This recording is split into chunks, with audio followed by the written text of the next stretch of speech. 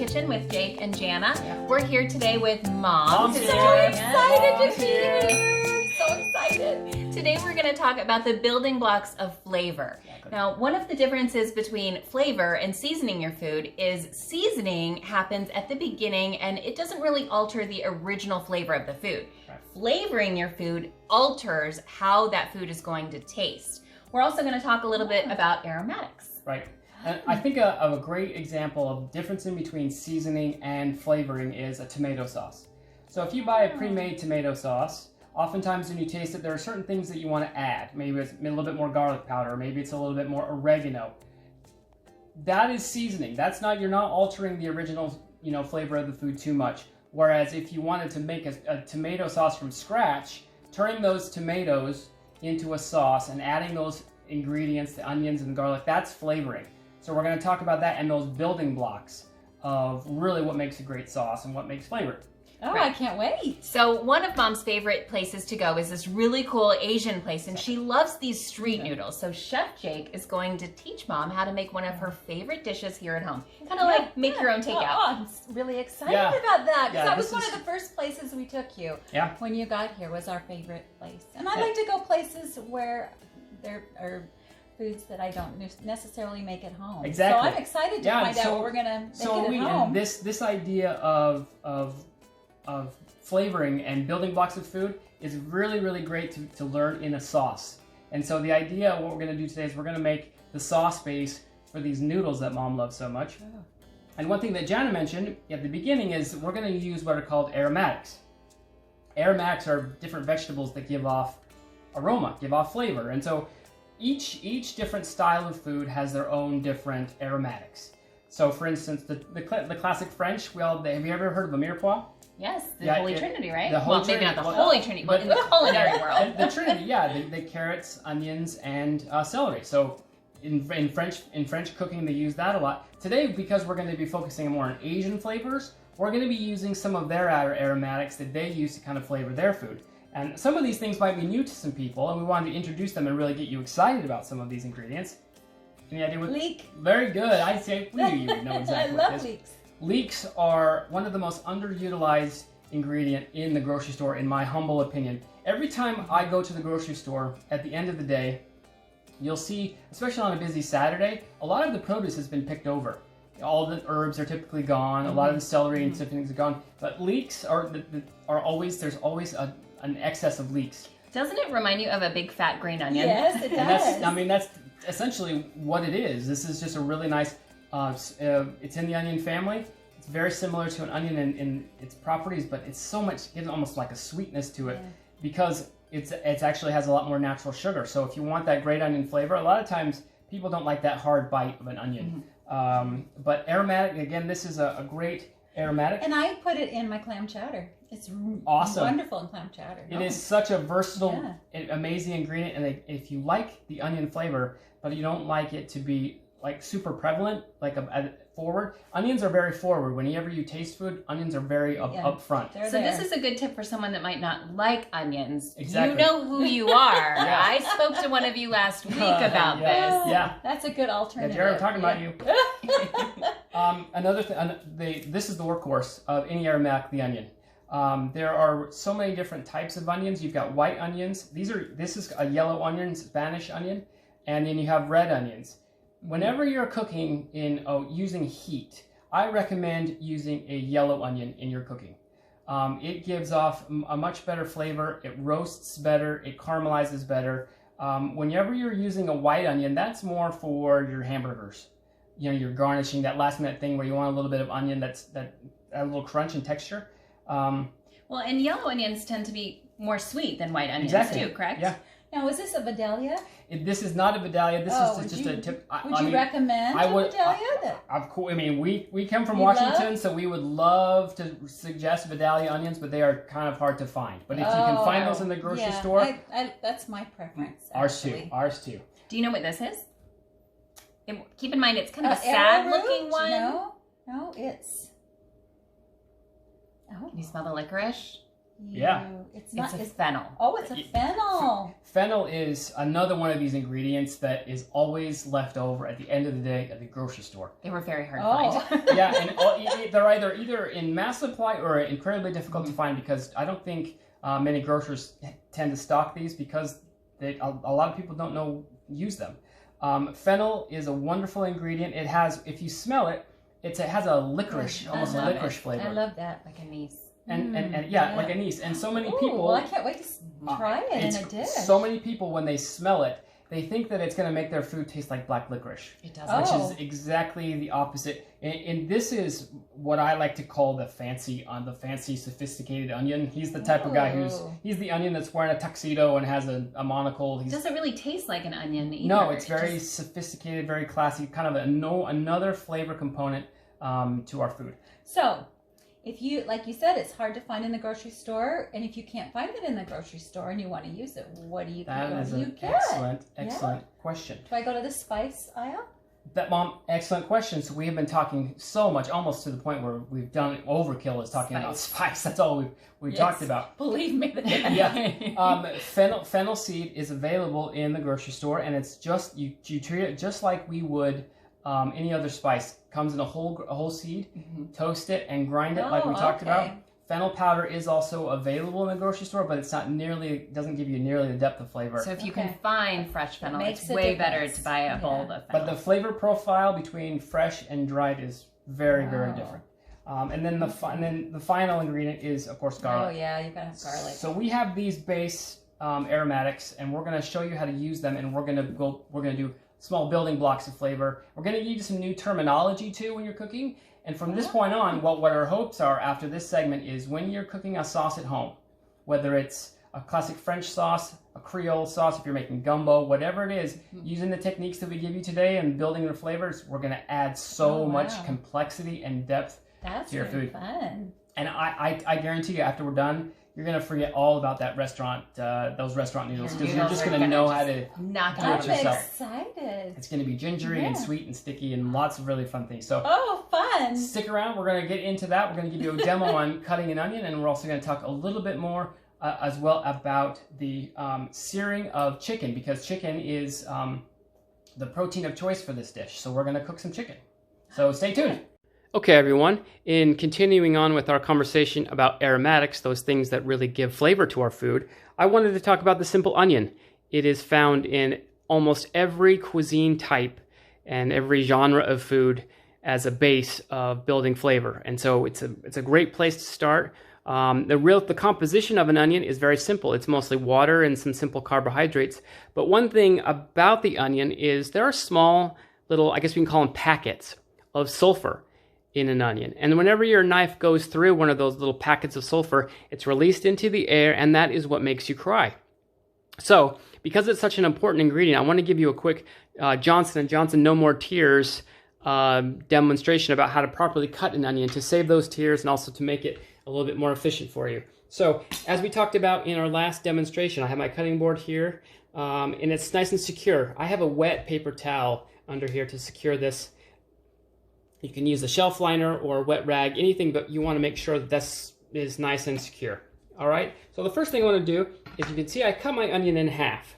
I have left the end, the knob on the end. I've cut the head off, and I've left this knob, and there's a reason for that, and I'll show you in just a moment. But that's really important when you're cutting, when you're dicing an onion. And so I'm just going to make some incisions. I'm going to put my hand up on top, and using my knife, I'm going to make cuts going horizontal. And see, the one thing that's great about leaving that knob is that it keeps the onion together, and that's going to be very important here in just a moment. Making those slight incisions. See, what I've done is I've just cut it that way. And now I'm going to flip the onion, and I'm going to make those cuts going the opposite way. Again, you're going to have some of these stragglers pop out. That's very common. Okay, so now I've made those incisions going that way as well. Looks like a bloomin' onion now. So now I'm just going to simply go down. And see, I have nice, beautiful, evenly chopped onions. And because I have not used my knife so much in cutting, I have not released any of those much sulfur into the air, so I'm not crying even a little bit. If I started to get my knife like this and run it over constantly, more and more of that sulfur will be released into the air, and that would cause me to cry. So using this method, you have a much better result. A quick tip for you.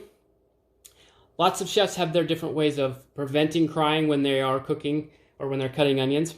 The best thing to do is if you start to tear up, just open up your refrigerator door and just kind of stick your head in for a moment, let that cool air kind of take care of those tears for you. But this is the most easy way and simple way to get a great effective diced onion. Okay everyone, here we are, Jake and Janna and Mom here at the stovetop. The first thing I want to talk about is this. See how we have all of our ingredients together? This is what is called mise en place. We've talked about that term before. It's French for everything in its place. If you can do this, this is going to really make your cooking not only better and more flavorful, but you're going to stay clean and organized, really the best way to do it. So, in talking about flavor today, flavor is developed by pairing complementary foods together. And basically that's done in a particular order. It's best to do it in a particular order. You do it with seasonings, and you do it with very specific cooking techniques. So today we're going to talk about flavor bases. So you're going to hear new terms, and those are called flavor bases. So what we have first is we're going to start off with our little cassoulet dish. All right, so the base protein for today is chicken. Mom loves the it's the chicken that you get, right? Chicken with noodles. You can do this with steak if you want, but we have shrimp. Shrimp, exactly. Oh, shrimp would be wonderful. It really all kind of depends on the flavor profile that you want your sauce to be. So the protein of choice is chicken. Now, you'll see here what I have. I have the chicken underneath a paper towel. Yeah. You want some caramelization on this. That's the first flavor base we're going to talk about is caramelization. If your chicken has any moisture, if it's wet, any protein, if it has any moisture, it's not going to brown. So we want to make sure that we get these nice and dry. Here we have our cassoulet dishes started. Just a little bit of olive oil on the bottom. Now we start off with a cold pan, cold oil, and bring those up together. Okay. So what we're going to do is we're just going to put these chicken breasts down. So you cook the protein before you cook the onions? And I will show you exactly why. Because usually I would cook the onions first. Exactly. And I'll show you exactly why. So we're going to let this chicken brown, and then I'll show you the next step. Okay. Okay, everyone. So what we have done, and this is the first flavor base that we're talking about, is searing. So we have, see the beautiful color that we got on top of the chicken? I see it. We got that through what's called the Maillard principle, the Maillard. So this is all the sugar that's come up to the top, the natural sugar of the chicken. Now, Mom asked a great question while we're in the middle of cooking the chicken is, how do I know when to flip it?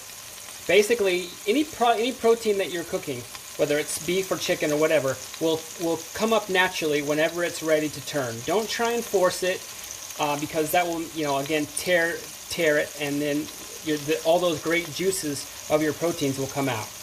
And we also talked about, see the importance of the idea of making sure they were nice and dry. If we had let that extra moisture sit on top, we wouldn't have any of this color. Yeah. It would have just steamed, and we would have had just nasty little white looking chicken. Oh. Rubbery, right? Rubbery, exactly. And another thing that oftentimes for presentation's sake, if I was to serve this chicken as is, I have this nice beautiful caramelization on top. What I like to do whenever I season my food is I like to season the bottom side, because for a couple reasons. One, this is going to be my presentation side. This is what your guest will see. But also, if I have all of my spices on the top part of my protein, that's going to go down first and on all that hot oil, and that's going to burn your spices. Oh. This way, if I cook it, if all my spices are up on this side, they don't overcook and get burned. So bottom first. Bottom first. Top with the spices, and then you flip. Exactly. So flavor base is number one is that searing. Okay. So what we're going to do now is we're going to take these chickens out. We're going to hold these for just a minute. Now, like you said, you asked before, Mom, why aren't we cooking the onions and all that stuff first? This is the reason why. And what's that called? That's good stuff. Bond. Very good. So we have all this great, these great chicken bits and all of this stuff on the bottom. We want to make sure that we get the most out of that. That leads us to our next flavor base, which is called deglazing. Do you want a wooden spoon? I was going to say. That's a great. Here you are, Chef. All right, so you need a wooden spoon. Now we're going to start with our aromatics that we've got, okay? And then this is how we're going to build flavor. We're not just seasoning our food, we're building flavor. So we're going to add our ingredients one at a time and let them sing naturally. So first, when we first get started, this is another flavor base of adding our aromatics, okay? Onion. Onions are first. So we're gonna cook at medium heat, okay? So this is a great time to cook with any oil or any fat. So for this, we're going to use a little bit of canola oil, but also because because this is somewhat an Asian flair, we're going to add a touch of sesame oil as well. I love sesame oil. Sesame oil is very, very pungent, very strong, so you want to keep it very small. So we're just going to use about a teaspoon of sesame oil. Now, it's very crucial that whenever we're cooking with a fat, whether it's butter, oil, or anything, this needs to go in at the beginning of the cooking process with your aromatics. Because if we go all the way through this entire recipe and then got to the end and we added our sesame oil, it not only would it sit on top of your sauce, but it would also be greasy, but it also wouldn't have time to release its flavor naturally. Okay, so what we're going to do now is we're going to caramelize. We're going to get these onions, get nice and sweet, so good. And then we're going to move on to our next aromatic. Okay, so our onions have had a few minutes to get nice and happy. They're starting to. You can smell. You guys, can you start to smell them release their flavor? Yeah, I'm getting happy too. This is such an important part of cooking, is using all of your senses. So we're using our sense of smell right now. Once those onions start to smell, that's when they're at their best. So we want to stop that. We want to keep that cooking process going as best we can. So now our next aromatic is going to be 3 tablespoons of ginger. Oh. Ginger cooks very, very quickly, and it releases its fragrance very, very quickly. So as soon as we can smell that ginger, which we should be able to in just a minute, we're going to add our next. Oh yeah, that ginger is speaking. I hear it. And so what we're doing is we're sealing in that flavor, that onion flavor, that you'll be able to taste. And now we're going to seal in the ginger flavor. If we added everything all at one time, all those great flavors would be lost. That's why it's called the building blocks of flavor, because they're all individual and they all work together. So I'm gonna kind of reiterate a lot of today. So base, oil, butter, your fat, your whatever it is on the bottom with your aromatics. Okay, one at a time. Okay, next we're gonna do 2 tablespoons of garlic. Garlic cooks very, very quickly. Also so you always want to add it at the end. Always at the end. I know. And you'll see how fragrant that is. That pops up immediately. So quick. And I heard something about garlic. I heard the finer you mince it, the more powerful it is. Oh. Is that true? I have not found that to be true, but the thing, I keep it nice and minced because I don't want to strain off this garlic. Yeah.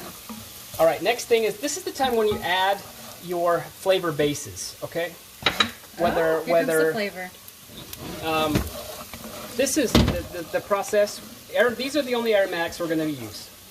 The next, we're going to add any paste. So if you're making a curry, this is a great time to add any curry paste. If normally we'd put some hoisin sauce in it, but Janna has an allergy to gluten. And so we're gonna add a little bit of spice. We're just gonna add a tablespoon of sriracha. So if you have a paste of any kind, or if you have a liquid of any, I like to add pomegranate molasses or anything like that. This is the time to add that. So sriracha is kind of a staple. You should always have some of that. Not necessarily, but that's a good question. We'll get to that in just a sec. So the next part in the cooking process is when I like to add. If I'm cooking with wine or I'm cooking with alcohol, this is the time I want to do it now. So if you have a sauce that asks for wine, do it early in the cooking process, so that not only does it have a chance to burn off the alcohol but it has what we You've call... got some onions around here too. Thanks.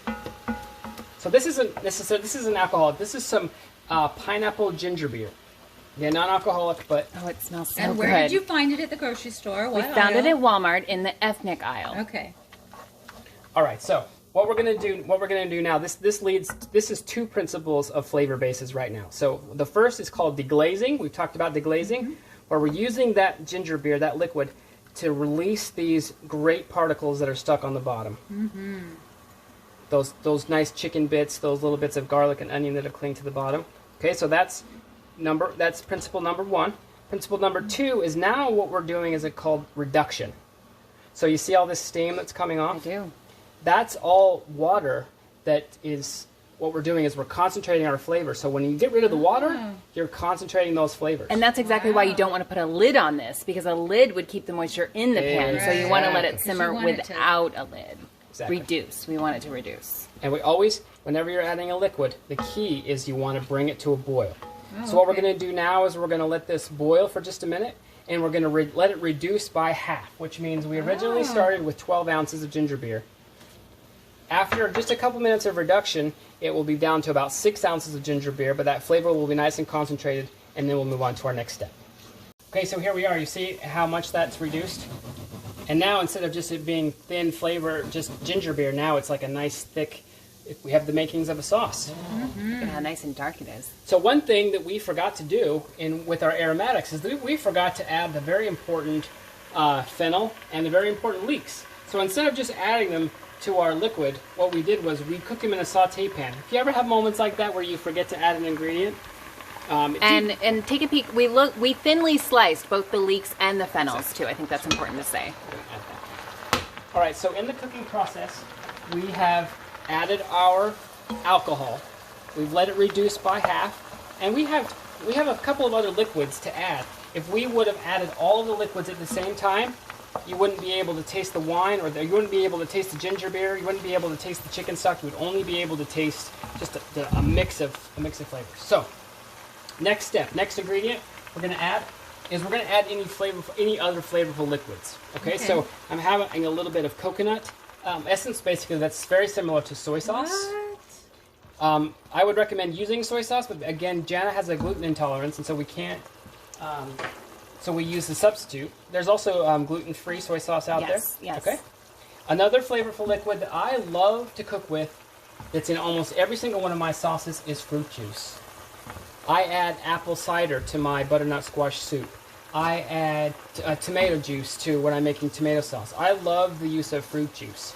When I'm making a red wine reduction for steak, I actually use grape juice along with my red wine. Really? You're giving away all your secrets. That's what this show is all about. So here we have, this is a little bit of Japanese yuzu juice. And it's mixed with just a little bit of white miso. And yuzu is basically like a really powerful lime, right? Yeah, it's a Japanese citrus fruit. One of my favorites because it's got sweet, and then it finishes a little bit on the sour side. So it's kind of has a multi-dimensional. And so again, that was a yuzu miso. Right. And we found that at Costco. I got it at Costco. So we've added our flavorful liquid, and another flavor base is smoke. Oh yeah. Smoke is such an important part. Here we go. And it gives you a different dimension. I love to use a little bit of liquid smoke. I also have a smoking gun but that's a little bit more advanced. I'm just going to add just 2 small. I'll go 3. Mom likes smoke. Almost gives it that really almost peppery. So again, flavor base number, 5 is smoke. Okay? So now we've got this nice reduction going. We're going to let those liquids that we just added boil down by half. Sauce is reduced by half, and now we're going to add chicken stock. Now this chicken stock is going to be really the base of our sauce because we're using chicken. And so we're going to bring that up. And what are we going to do with that? Let it reduce. Let it reduce. Bring it to a boil. Let it reduce by half. And it really doesn't take that long for it to reduce. It doesn't. Either. It really doesn't. And so we're also, because this is chicken, we're going to add our chicken to this. And what this is going to do is it's going to add that little extra bit of chicken flavor to our broth, but it's also going to continue to cook our chicken. Now, will you add those pan juices from the chicken back to the pan, or no? I kind of keep that to the side because that's got a little bit of oil too. Okay. I don't want that stuff to come to the top of my sauce. I want it to be. Because I would have added it. Okay, so we're gonna let it reduce. All right, so here we are. We have reduced it. See how it's nice? It's halfway down to what we started with. The great part about cooking our chicken. Now, one thing we failed to mention is that we did turn these just a couple of times, just so we could make sure that they're nice and evenly cooked all the way through. Great thing about cooking your meat in the actual sauce is the fact that it keeps it nice and moist. It doesn't dry it out, cooks it all the way through. Plus it adds all of the great seasoning to the broth. Okay? So now what we're going to do is we're going to turn off the heat. We're actually going to take our chickens out.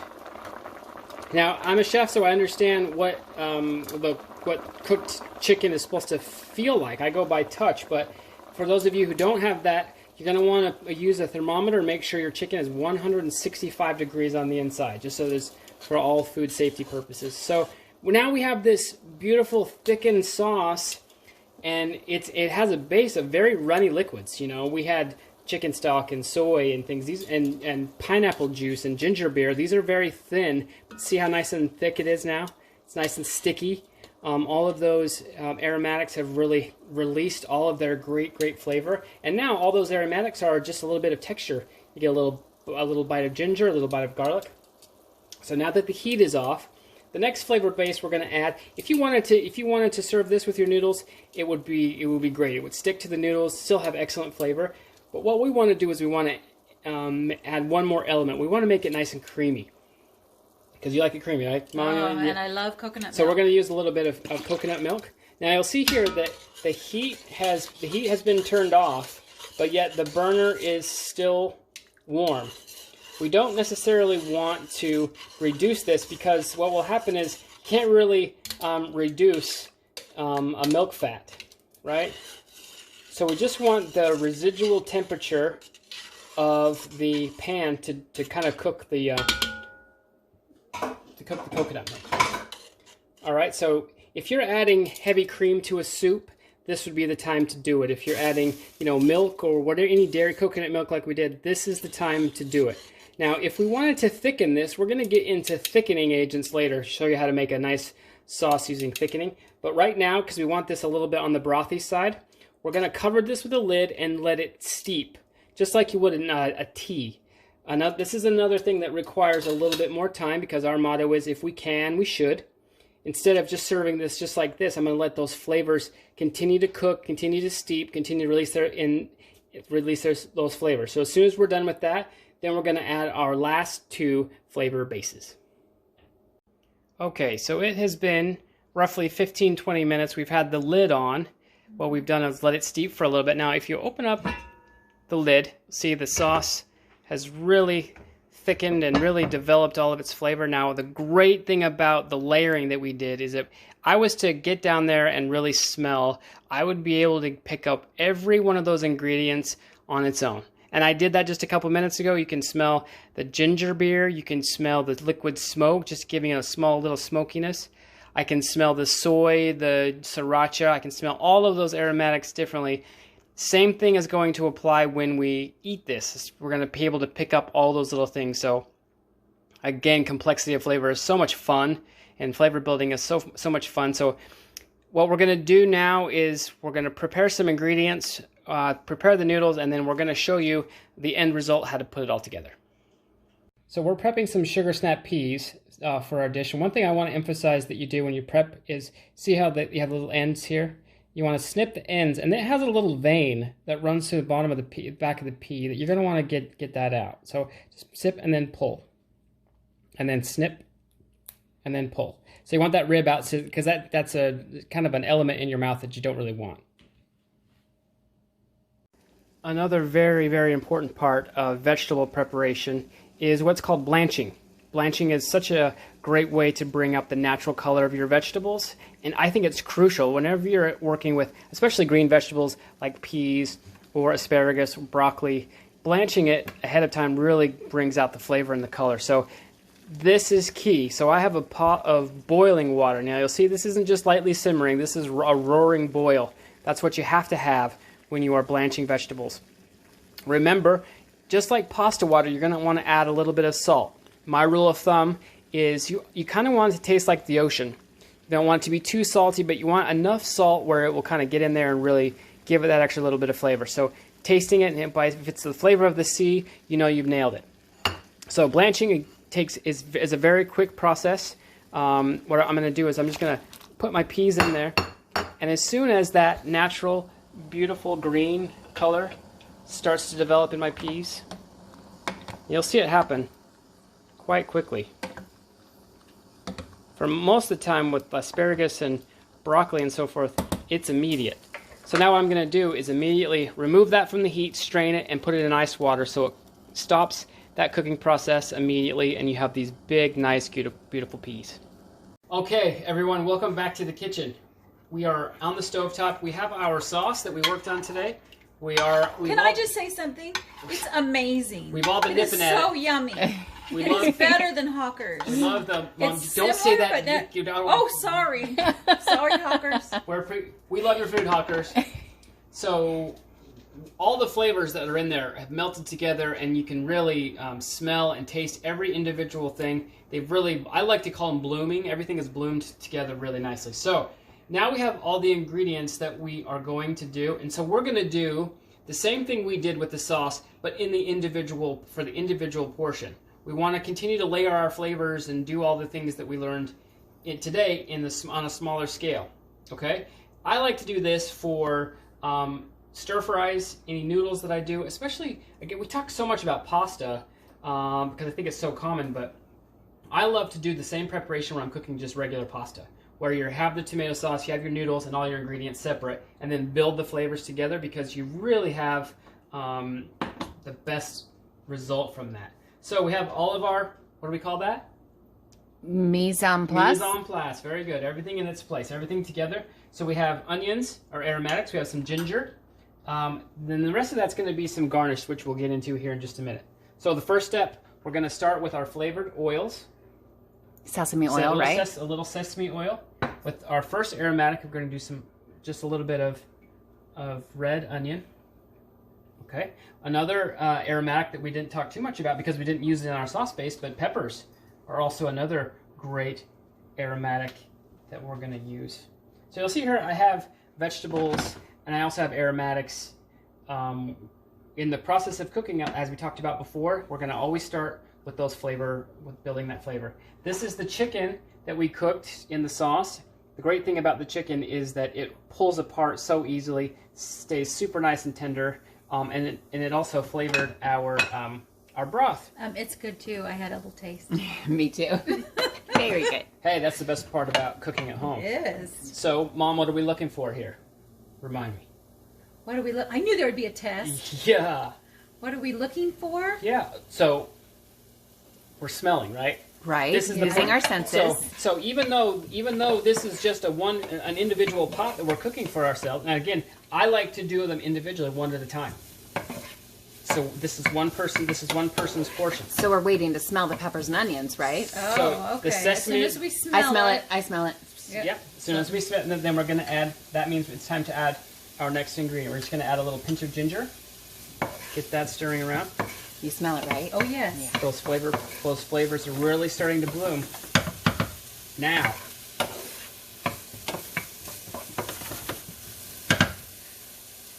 As soon as that ginger happens, I'm gonna immediately lock that flavor down. Oh boy! And that's when I'm gonna add my sauce. And we're gonna same thing that we did with the ginger beer and everything else. We're gonna deglaze the bottom of this pan because the stuff. That's where all the good stuff is. That's where the good stuff is. So we're just gonna ladle in just a little ladle of our sauce, maybe a little bit more. Oh, that sauce is dreamy. Oh, that smells so good. I can't take it anymore. We're so hungry. These are some rice noodles that we've just soaked in some boiling water. about 25 minutes. We leave them a little bit more al dente than you're used to because they're going to continue to cook in the sauce. In the sauce. I was amazed at how easy they are to make. So easy. So easy. Just hot water. Right, and see, another great thing about cooking them and doing the pasta like this is that the pasta continues to have starch that will release. So even though our sauce isn't very, very thick, the starch of the noodle will actually thicken that sauce up for us. This is also the time where we're going to add our chicken. We'll be liberal with this because we've got a lot. This is the part where it's kind of really up to you. We have some of our snap peas, which we blanched before. See, I know that nice color that we got. Yeah, that's nice. This would be fun for a party, and you just ask your guests, what would you like? I mean, they get to like pick. the omelet station. Like the omelet like station. a little omelet station. Yeah. That would be such a fun party. And we have a little bit of some cabbage. And we're going to let that do what we call, reduction, because it's going to reduce and flavor concentrate. This is a great time thing too, so you can also control the amount of sauce that you want. And one awesome thing about doing it this way is that your vegetables stay nice and crunchy. Yeah. You know, when we're at the restaurant, did you notice how they came out individually? Yes. Yeah. See, we had to wait. We had to wait a little bit longer, but I think it's worth it because your vegetables stay nice and crunchy. That's why. It would if we had a wok, this would be even better in the wok. So now we've. Oh, that looks so good. Now comes we've talked about flavor bases. Now we're going to show you two more flavor bases. The next is acid.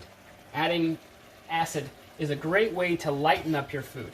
I always encourage people to use the zest of citrus as opposed to adding straight juice. Just because the flavor is so much better, it's not quite so harsh. You get just a little bit of that nice little bite of citrus. Now, so many times when I'm cooking and we're eating, you guys notice that I'll stop and grab some lime zest. Yes. Something that's heavy. Your palate needs some relief. And so, you've got some heavy soy and some coconut milk. The citrus will lighten that up. Oh, and finally, wonderful. the addition of some fresh herbs. Fresh herbs make everything. So this is just a little bit of minced green onion and some fresh cilantro.